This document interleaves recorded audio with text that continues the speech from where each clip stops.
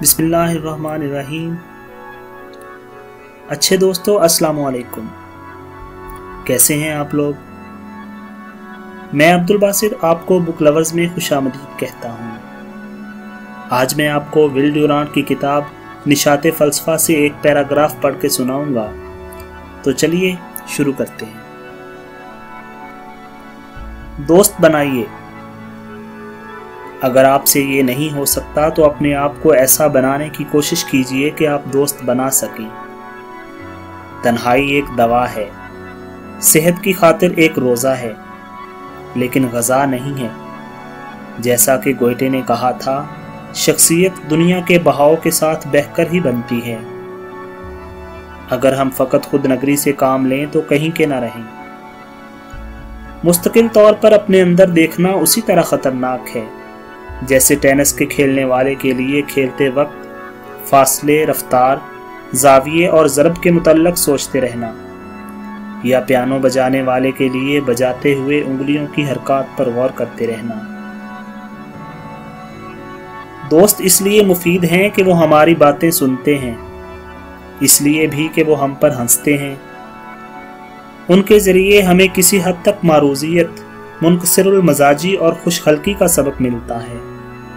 हम जिंदगी के खेल के कवायद सीखते हैं और इस खेल के बेहतर खिलाड़ी बन जाते हैं। अगर आप ये चाहते हैं कि लोग आपसे प्यार करें तो इंकसार पैदा कीजिए। अगर आप तारीफ कराना चाहते हैं तो खुददारी से काम लीजिए। अगर आप मोहब्बत और तारीफ दोनों के मुतमन्नी हैं तो अपने अंदर खारजी इनकिसार के साथ दाखिली खुददारी पैदा कीजिए। लेकिन खुददारी भी मुनकसिरुल मजाजी बन सकती है। ये हो सकता है कि कोई शख्स इसे ना देखे और ना सुने। बहुत ज़्यादा चालाक बनने की कोशिश न कीजिए। चुस्त फिक्रे अगर वो दिल आज़ारी का बायस बने तो काबिल नफरत होते हैं। हमारा उसूल ये होना चाहिए कि किसी शख्स को गलत साबित ना करें। वो हमेशा इसकी बिना पर दिल में कीना रखेगा। कुछ नहीं दुनिया की मुफीद तरीन चीज़ है। अक्सर औकात ये एक अच्छा काम है और हमेशा एक अच्छी बात है। सच्ची बात कहने के मुताल्लिक परेशान न रहें। आप समाज के रवाजों को कबूल कीजिए ताकि आप इसके कवानीन के साथ कभी कभी बेबाकाना तौर पर पेश आ सकें। समाज आपको सब कुछ करने की इजाज़त दे सकता है, बशर्ते कि आप इसे खुश असलूबी से करें और इसका चर्चा न करें।